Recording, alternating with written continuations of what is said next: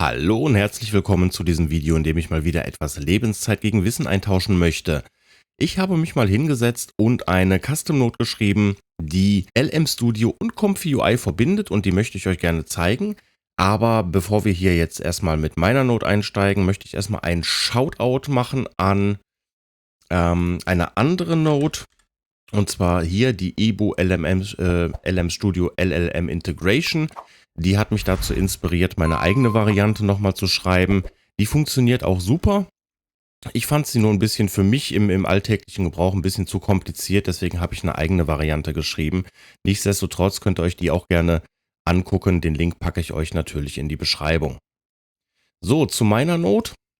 Da muss ich noch im Vorfeld sagen, die ist im Moment noch nicht im Comfy UI Manager oder in der Registry. Ich versuche die gerade in die Registry zu bekommen, dass die auch bequem installiert werden kann. Zum Installieren dieser Node müsst ihr derzeit aber noch das Repository klonen. Das ist aber eigentlich auch keine große Sache. Ihr geht in euren Comfy UI Ordner, dort in Custom Nodes, sagt einmal, ihr möchtet das Ganze im Terminal öffnen.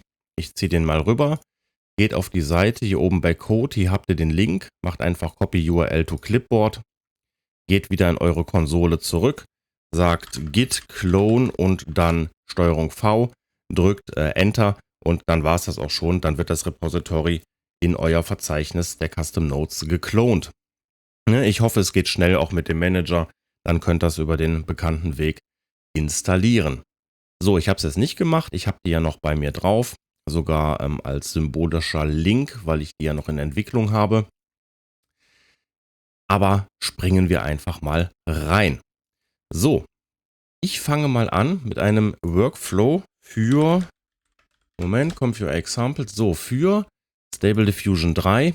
Den ziehen wir uns einmal in unser Comfy UI rein. Ich räume erstmal ein bisschen auf. Wir brauchen das ganze Zeugs hier eigentlich nicht. So, ich stelle schon mal meinen Checkpoint ein. Zum Testen nehme ich jetzt mal SD3.5 Medium. Und ich hätte gerne meine eigene Safe-Node hier. So, dolle. Hier kann ich nämlich einen Foldernamen eingeben. LM Studio Rec. Und dann habe ich die Bilder, die wir jetzt hier gleich erzeugen werden, immer parat. So. Die LM Studio Node, die wird sich zusätzlich zu meinen anderen Yank Nodes hier mit integrieren, obwohl es ein eigenes Repository ist. Die findet ihr dann aber auch im Yank Verzeichnis. Und aussehen tut die so.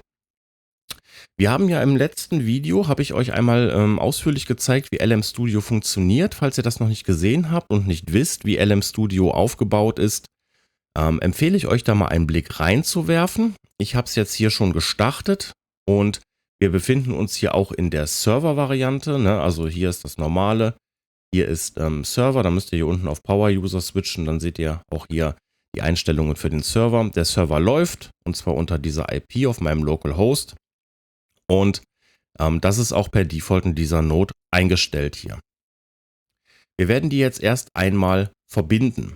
Was wir hierfür machen müssen ist, wir nehmen aus dem Positive Prompt einmal den Text raus, so, damit wir später auch sehen können, was uns hier generiert wird vom LLM, hängen wir mal eine Display Any Node. Nein, das ist noch falsch. Wir machen das so und so dazwischen. Dann sehen wir hier den Text, der generiert wurde. Zu dem Reasoning komme ich gleich auch nochmal. Und hier vorne brauchen wir einfach eine Text Node. Die hängen wir hier rein. Und dann war es das Ganze schon. Ich mache die aber mal ein bisschen größer, damit wir den System Prompt sehen. So. Was kann diese Node? Model Identifier. Hier müsst ihr den Identifier eures Models aus dem LM Studio angeben. Wenn ich jetzt zum Beispiel mal sage, ich möchte ein DeepSeek Model haben, dann nehme ich mal, nehmen wir das hier ruhig. Dann seht ihr, hier ist der Identifier, den kopiere ich raus und setze mir den hier rein. So. Reasoning Tag. Da wir jetzt ein DeepSeek Model haben, welches Reasoning benutzt. Also Reasoning ist das, das habt ihr vielleicht schon mal gesehen, dass das Model anfängt zu denken, bevor es seine wirkliche Antwort ausspuckt. Das sehen wir hier im Reasoning. Ich kann das parallel auch nochmal hier, indem ich die Node einmal kopiere, können wir uns das auch angucken. Wenn es ein Nicht-Reasoning-Model ist, dann wird aus beiden Outputs hier dasselbe Resultat ausgespuckt. Wenn es ein Reasoning-Model ist, dann sehen wir hier oben jetzt gleich die Gedanken des Models und hier unten unseren tatsächlichen Output. Der Reasoning-Tag, damit können wir angeben, in welchem Tag sich das Reasoning befindet. Das werden wir gleich sehen, sobald wir einmal das Ganze getriggert haben. Dann sehen wir auch den Thinking-Block vom DeepSeek-Model. Dann wird das vielleicht alles ein bisschen klarer. Der Seed ist dafür da, um die Node zu triggern. Wenn er auf Randomize steht, machen wir jedes Mal einen neuen Request. Auch hier gilt, wenn er den mal auf Fix stellt oder so, wird der Request einmal gefeuert und dann nicht mehr, bis er den Seed einmal endet. Die IP ist im Moment noch auf Localhost, weil ich es erstmal lokal machen soll. Ich zeige euch gleich auch noch eine Netzwerkvariante. Der Port ist auch der Port, den ihr hier einstellt. Also hier unter Settings könnt ihr hier oben den Listening Port angeben. Ne? Wie gesagt, schaut auch gerne in das LM Studio Video rein. Temperature kennt man vielleicht, ne? Wie abgedreht das Model antworten soll oder wie konservativ, sage ich mal. Und Max Tokens ist für die Länge, die Antwort betragen soll. Wenn ihr seht, dass eine Antwort abgeschnitten ist oder so, könnt ihr das nochmal hochdrehen. Hier oben haben wir noch den System Prompt. Den könnt ihr anpassen. Ich habe jetzt mal versucht, einen funktionierenden Prompt schon mal per Default reinzubauen. Das geht auch. Ich habe ihn bisher noch nicht geändert. Aber falls ihr das wirklich machen wollt, dann könnt ihr das hier auch tun. Und hier unten sind noch ganz interessante Dinge. Unload LLM und Unload Comfy Models. Natürlich, wenn wir jetzt beides, also LM Studio und Comfy UI, auf derselben Maschine laufen lassen, ne, auf dem Localhost, wie jetzt im ersten Versuch jetzt gleich, dann kann man sehr schnell in VRAM-Probleme kommen. Ne, weil zwei Models zu laden, also in unserem Fall ja hier einmal SD3.5 Medium und dann noch ein DeepSeek-Model, das würde auch meinen VRAM mit 16 GB sprengen. Deswegen können wir hier jetzt angeben Unload LLM. Das bedeutet, sobald wir eine Antwort vom LLM gekriegt haben, wird LM Studio das Model wieder entladen und uns somit den VRAM freigeben. Und Unload Comfy Models ist im Prinzip dann, wenn wir es dann nochmal triggern. Also, ne, der Ablauf würde sein, wir triggern das Model wird geladen, es wird uns eine Antwort generiert, danach wird das LLM wieder entladen, danach werden die Bildmodels geladen und es wird uns ein Bild generiert. Wenn wir jetzt wieder auf Start drücken, werden zuerst die Bildmodels entladen, es wird wieder das DeepSeek-Model geladen, es wird uns eine Antwort generiert und dann wieder entladen und dann werden die Bildmodels wieder geladen. Und damit verhindern wir halt, dass ja unsere Maschine out of memory läuft. Ich kann hier unten nochmal ein SD3 Negative Conditioning dazu hängen. Blurry, Horror, Sick, Ill machen wir einfach mal. Das Ganze kommt aus den Comfy UI Essentials und sorgt dafür, dass wir nur in den ersten 10% der Generierung unsere Negatives haben, weil die großen T5-Models mögen eigentlich generell kein Negative Conditioning, aber somit können wir das so ein bisschen in der initialen Generierung schon mal dann doch triggern. Das funktioniert. So, was wir jetzt noch brauchen, ist natürlich ein Prompt und dann brauchen wir auch gar nicht viel nachdenken. Ich sag mal Watercolor Painting of a Female Assassin. The watercolors are fading out on the edges of the painting. So, einfach mal random reingeschmissen. Das soll das LLM jetzt mal ein bisschen verschönern. Und ich würde sagen, ich drücke jetzt einmal Run. Und wir gucken mal, ob sich hier schon was tut. Ja, wir sehen jetzt hier im LM Studio wird das Model geladen. Das, was wir über den Identifier angegeben haben. Ihr könnt den Identifier auch hier raus kopieren und hier. Aber das geht natürlich erst dann, wenn das Model geladen ist und deswegen habe ich es euch eben über hier oben gezeigt. Das dauert jetzt ein paar Sekündchen, bis das Ganze hier einmal geladen ist. So, jetzt geht's los. Jetzt steht hier Generating. Müssten wir gleich hier unten unsere Antwort sehen. So, da ist unsere Antwort gekommen und wir haben gesehen, das Model wurde wieder rausgeschmissen. Das liegt daran, dass wir hier Unload LLM auf True gestellt haben. Was wir jetzt auch hier sehen ist, wir haben jetzt hier in unserer Node, die aus dem Extended Prompt rauskommt, unseren neuen Bilder-Prompt, während wir hier oben die Gedanken haben. Ne? Da sagt das Model, alright, so I'm trying to help someone who wants an AI-generated image. Und das ist im Prinzip das, was hier unten, ich weiß nicht, ob man es sehen kann, hier beginnt der Think-Block und kann ich jetzt gerade schon sehen, wo er aufhört. Irgendwo ist ja auch da ist das End-Tag. Ne, das heißt, alles, was hier jetzt dazwischen liegt, ist das Reasoning und alles, was dahinter kommt, ist jetzt unser Prompt.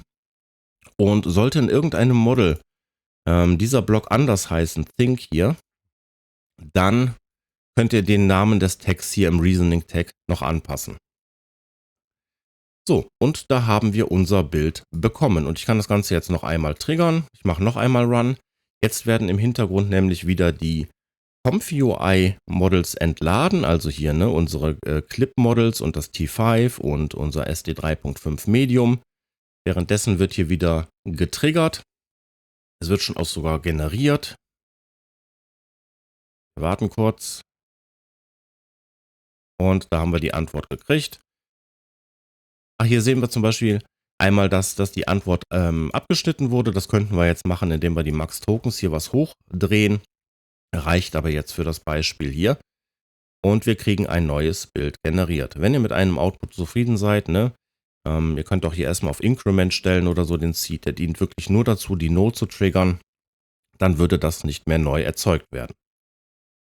So, und wenn wir ein anderes Model haben wollen, wenn ich jetzt zum Beispiel mal ich nehme mal Cydonia ich nehme einfach die kleine Variante, damit es jetzt schneller läuft. Cydonia ist ein Model, was auch ein bisschen auf Roleplay und sowas trainiert ist. Hänge ich einfach das hier rein, starte das Ganze nochmal. Und wir sehen jetzt, dass hier Cydonia geladen wird und uns dann auch einen Prompt macht. Und jetzt müssten gleich auch die beiden gleich sein, weil Cydonia hat kein Reasoning. Das heißt, der Think-Tag wird nicht gefunden und deswegen haben wir dieselben Outputs hier. Wir lassen das nochmal durchlaufen und dann zeige ich euch die Netzwerkvariante. So, da ist es fertig. Wir gucken mal rein. Auch ein sehr schönes Bild geworden. Wir haben im Prinzip diesen Prompt reingeschmissen. Das LLM verschönert ihn etwas und wir kriegen diesen Prompt dann wieder zurück, den wir dann benutzen, um das Bild zu generieren. Noch ein kleiner Hinweis, sollte das Unload LLM bei euch nicht funktionieren, das geht nämlich über ein Command-Line-Interface, dann müsst ihr einmal auf die Seite von LM Studio selber gehen. Hier oben findet ihr einen Docs-Bereich und geht da mal auf CLI Reference. LM Studio kommt mit einem Command-Line-Interface daher. Ihr müsst das nur einmal registrieren in eurer Maschine. Und das ist nämlich auf dieser Seite hier genau beschrieben, wie das einmal für Linux funktioniert und einmal für Windows. Nur so als Tipp nebenbei. Falls es nicht funktioniert, müsst ihr vielleicht noch das CLI registrieren. So, ich habe gesagt, das Ganze können wir auch übers Netzwerk machen. Und das mache ich mal. Dafür gehe ich einmal schnell in mein Linux-System, welches sich hier in meinem lokalen Netzwerk befindet und starte da mal LM Studio. So, und da haben wir eine Instanz laufen und wir sehen hier schon, ich befinde mich hier auf einer lokalen Netz-IP. Ich kann aber auch hier einmal den Model Identifier rausladen. Hier habe ich auch nur DeepSeek derzeit. Ich muss mir da mal mehr Platten holen. Na, komm schon. Einmal markieren. So, sag Cancel. Wir gehen ins ComfyUI, den Identifier trage ich hier schon mal ein. Und jetzt müssen wir hier anstelle von localhost einmal die lokale IP eingeben. Das ist in meinem Fall die 50. Die seht ihr dann auch hier oben. Ups, das war das Falsche. Hier oben. Da. Und den Port habe ich genauso eingestellt. Wichtig hierbei ist, Surf on Local Network muss an sein. Na, geh mal weg. Hier, der Haken muss an sein. Habe ich aber auch im LM Studio Video erklärt. Was jetzt nicht funktionieren wird, ist Unload LLM. Das geht noch nicht übers Netzwerk. Ne, ich habe ja gerade gesagt, dafür brauchen wir die CLI und die ist lokal installiert. Ich habe da aber mal ein Auge drauf, ob es irgendwann funktioniert. Inzwischen gibt es auch ein Python-Package für LM Studio extra. Vielleicht kann man das damit irgendwann machen. Es war aber bis dato noch nicht verfügbar. Deswegen wird das nicht funktionieren. Nichtsdestotrotz mache ich es mal aus. Wir haben hier keins mehr lokal. Ne, nee, gut. Was wir jetzt aber natürlich machen auch können, ist, wir können uns das hier auch sparen, ne? Die Comfy Build Models zu entladen, weil wir haben das ja jetzt ausgelagert, das LLM, auf eine andere Maschine im Netzwerk.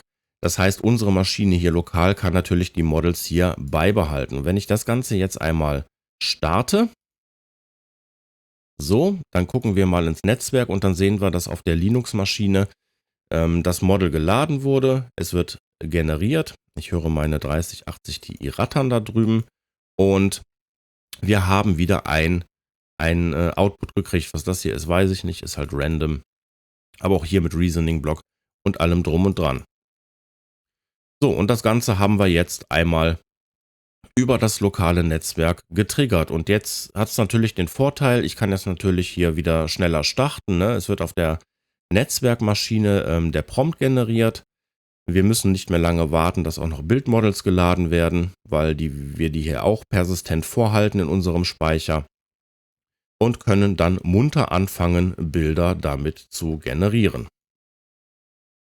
Ich mache jetzt noch mal eben, vielleicht kriege ich dadurch ein paar schöne Bilder fürs Thumbnail raus.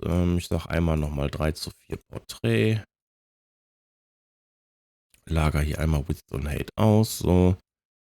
Und lasse das Ganze noch mal laufen. So, LLM denkt über unseren Prompt nach, der sehr traurig geworden ist. Was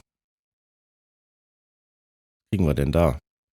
Ja, da kriegen wir jetzt natürlich nicht sehr viel. Ich ändere einmal nochmal zum abschließenden Testen den Prompt und sage mal Watercolor Painting of a cute white cat with blue eyes. The cat is playing in, komm schon, in the snow. So. Ja, ein bisschen dürftig geworden hier. So, das ist schon besser. Es wurde aber abgeschnitten, das heißt, ich kann hier mal ein bisschen mehr Tokens noch reinschmeißen. Gucken einmal, was wir jetzt ausgespuckt kriegen. Trotzdem ganz süß. Einmal nochmal einen Lauf mit mehr Tokens. Ja, jetzt haben wir auch einen kompletten Text bekommen. Wir schauen uns auch das Bild nochmal an. Und da ist es schon. Und ja, funktioniert einwandfrei. Noch einen kleinen Remark zum letzten Video. Da bin ich ja beim Coden in einen sogenannten Prediction Error reingekommen. Das war ein bisschen misleading. Das bedeutet bei LM Studio nämlich einfach nur, dass das Model, was wir ausgewählt haben, mehr oder weniger ein anderes Template benutzt und diesen System Prompt nicht kann. Ich habe versucht, das auch in dieser Note hier abzubilden und abzufangen. Das heißt, wenn ihr ein Model auswählt, das kann ich auch noch mal ganz schnell zeigen. Das war, glaube ich, ein Mistral-Model. Wir nehmen einfach mal das hier, den Identifier hier raus. Paste uns den mal hier rein. Sage jetzt, ich möchte aber wieder auf Localhost serven. Und wir entladen die Models auch wieder, weil wir jetzt natürlich nur noch lokal arbeiten. Dann sagen wir einmal Run. So, da kommt das Mistral-Model. Hier gibt es, glaube ich, einen Prediction Error. Ich gucke mal, ob ich den triggern kann. Und da ist er. Wir sehen hier eine Error, Prediction Error. Nichtsdestotrotz kriegen wir eine Antwort. Das habe ich abgefangen. Nochmal geguckt, ob ich dafür eine Nachricht eingebaut habe. Habe ich aber anscheinend nicht. Nichtsdestotrotz funktioniert es dabei auch. Ja, Learning by Doing, sage ich mal, ne? Der Prediction Error aus dem letzten Video. liegt daran, dass das Model kein System Message empfangen kann. Deswegen, sobald diese Node diesen Error empfängt, versucht sie noch einen anderen Weg, das Ganze dann zu machen, sodass wir hoffentlich damit bequem einfach unser Model auswählen können und die Node kümmert sich um den Rest. Ja, das war's auch schon. Schöner kleiner Helfer, wie ich finde, und schöne kleine Spielerei mit LM Studio zusammen, entweder lokal oder im Netzwerk. Und ja, ich hoffe, es wird bald über den Manager verfügbar sein. Ansonsten klont euch das noch. Ich bin gespannt, wie das mit der ComfyUI Registry funktioniert. Dann kann ich auch meine anderen Nodes da reinpacken. Aber ich warte jetzt erstmal, wie das hier so läuft. Und ja, Link findet ihr natürlich unten in der Beschreibung. Ich wünsche euch viel Spaß beim selber rumspielen und rumexperimentieren mit der ganzen Geschichte. Bis zum nächsten Video. Macht es gut und tschüss.